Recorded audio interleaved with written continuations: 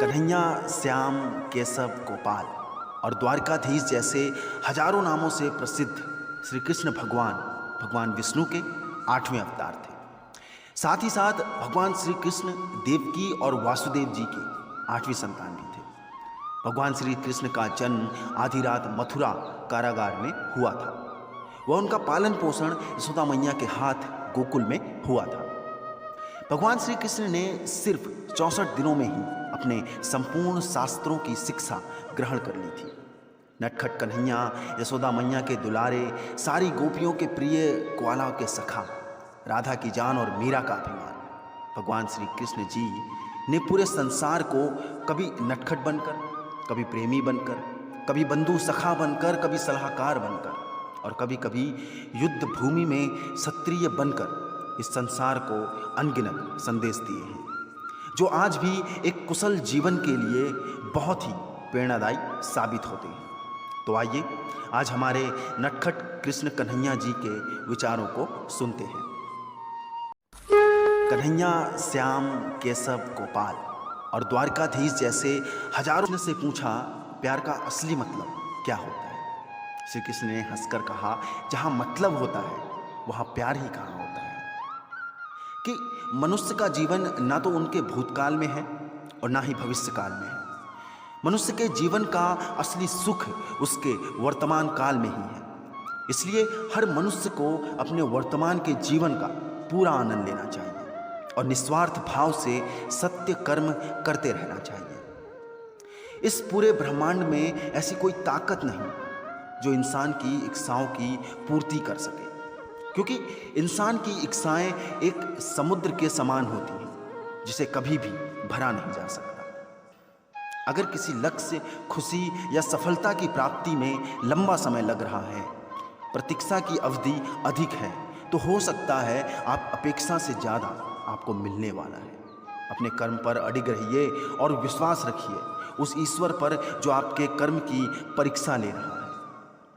ईश्वर ने हमारे भाग्य में जो लिखा है उसे हमसे कोई छीन नहीं सकता, लेकिन अगर हमें अपने ईश्वर पर सच्चा भरोसा है तो हमें वो भी मिल सकता है जो हमारे भाग्य में नहीं लिखा होता। जो दुष्ट लोग होते हैं वह कठोरता से ही मानते हैं। उनको समझाने के लिए कठोर व्यवहार करना आवश्यक है।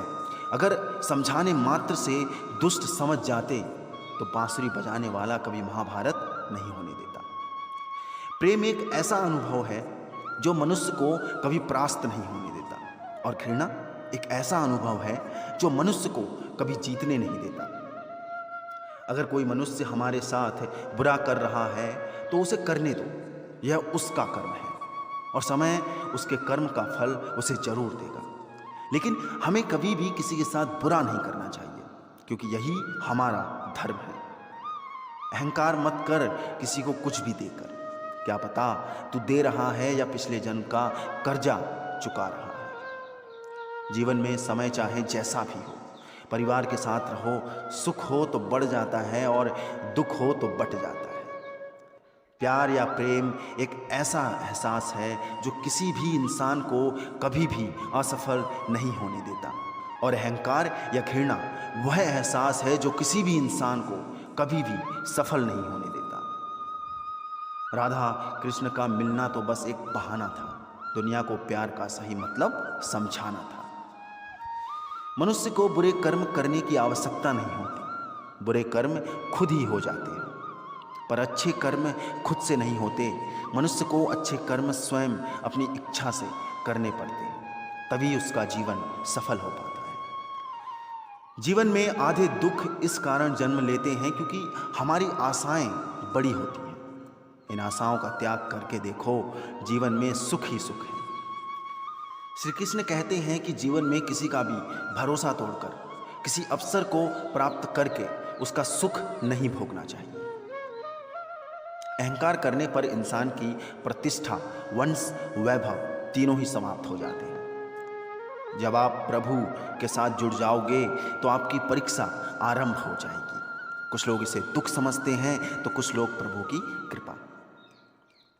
स्वार्थ से रिश्ते बनाने की कितनी भी कोशिश करें वो कभी नहीं बनते, और प्रेम से बने रिश्तों को कितना भी तोड़ने की कोशिश करें वह कभी नहीं टूटते। जिस मनुष्य का अटूट विश्वास अपने कर्मों पर होता है और जो मनुष्य अपने कर्मों पर सदा अडिग रहता है, वही मनुष्य जीवन में सफल हो पाता है।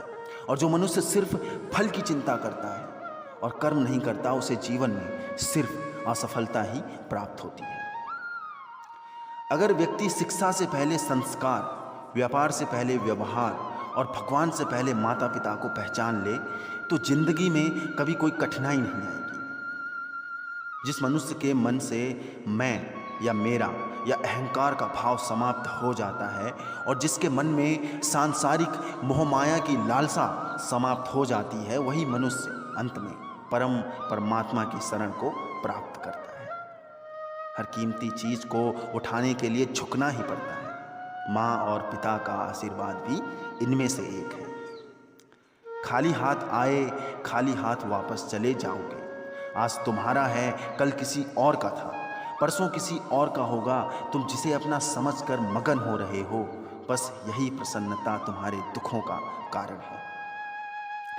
प्यार और तकदीर कभी साथ नहीं चलते, क्योंकि जो तकदीर में होते हैं उनसे कभी प्यार नहीं होता, और जिससे हमें प्यार हो जाता है वह तकदीर में नहीं होता।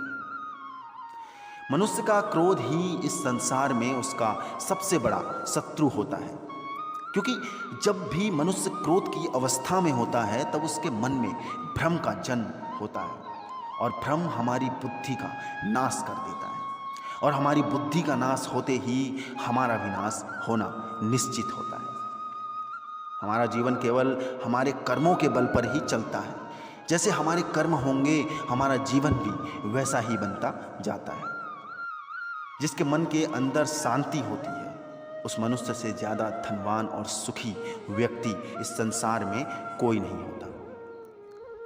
जब आपके जीवन के चारों ओर हताशा और निराशा हो, जब दुखों ने आपको हर जगह से घेर रखा हो, तब आप सच्चे मन से कृष्ण जी के नाम का दीपक जलाना और अपना सब हाल श्री कृष्ण को सुना देना। श्री कृष्ण स्वयं आपके सब दुख हरने आएंगे। अगर आप किसी के साथ मित्रता करके जीवन भर उसका साथ नहीं दे सकते, तो आपको कोई हक नहीं कि आप उसके साथ शत्रुता करके उसे पीड़ा दें। श्री कृष्ण कहते हैं, जो मनुष्य आपकी कद्र नहीं करता, ना ही आपका सम्मान करता है, ऐसे मनुष्य के साथ रहने से अच्छा है कि आप संसार में अकेले रहें।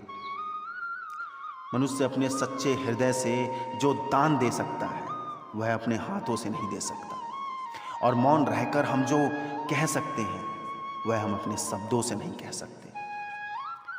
क्रोध व्यक्ति का सबसे बड़ा शत्रु है। क्रोध के जन्म लेते ही व्यक्ति अपना विवेक खो देता है। विवेक के खो जाने पर व्यक्ति अपने पतन के मार्ग में उन्मुख हो जाता है। क्रोध की अवस्था से सदैव बचना चाहिए। आत्मा को शस्त्र नहीं काट सकता, अग्नि नहीं जला सकती, जल नहीं बुझा सकता, वायु नहीं सुखा सकती। मैं सभी प्राणियों को समान रूप से देखता हूँ, ना कोई मुझे कम प्रिय है ना अधिक, लेकिन जो मेरे प्रेम पूर्वक आराधना करते हैं वह मेरे भीतर रहते हैं और मैं उनके जीवन में आता हूँ। फल की अभिलाषा छोड़कर कर्म करने वाला पुरुष ही अपने जीवन को सफल बनाता है। इस भौतिक जगत में जो व्यक्ति न तो सुख की प्राप्ति से हर्षित होता है और न अशुभ के प्राप्त होने पर उससे घृणा करता है, वह पूर्ण ज्ञान में स्थिर रहता है। राधा और कृष्ण दोनों अवतारी थे। दोनों का जन्म कुछ विशेष परिस्थितियों के लिए हुआ था। उन दोनों का मिलना बिछड़ना बस एक प्रक्रिया मात्र थी, जिसके माध्यम से प्रेम का वास्तविक रूप समाज में दिखाना था। आस्था और प्रेम पर व्यक्ति का स्वयं नियंत्रण होता है। जहाँ आस्था और प्रेम लग जाता है, वहीं श्री कृष्ण के हो जाता है, क्योंकि श्री कृष्ण सर्वव्यापी हैं। तेरे साथ को तरसे, तेरी बात को तरसे, तेरे होकर भी एक मिलन को तरसे। कृष्ण और राधा का प्रेम अविरल बहती गंगा के समान शुद्ध है। परस्पर एक होते हुए भी दोनों एक दूसरे से मिलने को तरसते हैं, एक दूसरे से बात करने को सोचते हैं, एक दूसरे के होकर भी मिलन की संभावना नहीं है।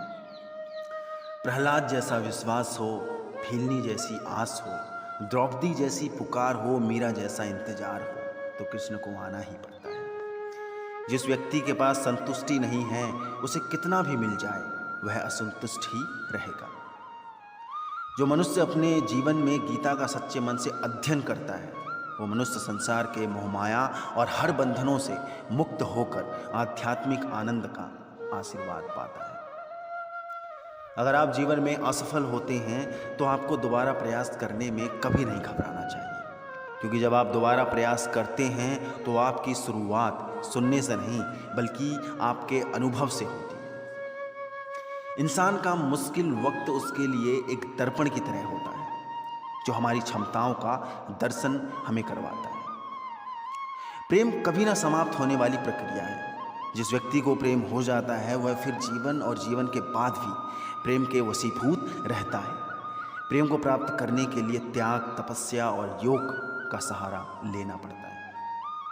जो व्यक्ति सदैव हंसता खेलता मुस्कुराता रहता हो, अगर वह अपने स्वभाव से भिन्न हो जाए अर्थात चुप गुमशुदा उदास रहने लगे तो समझना उसके हृदय में एक पीड़ा है। उस पीड़ा ने उसे कमज़ोर बना दिया है।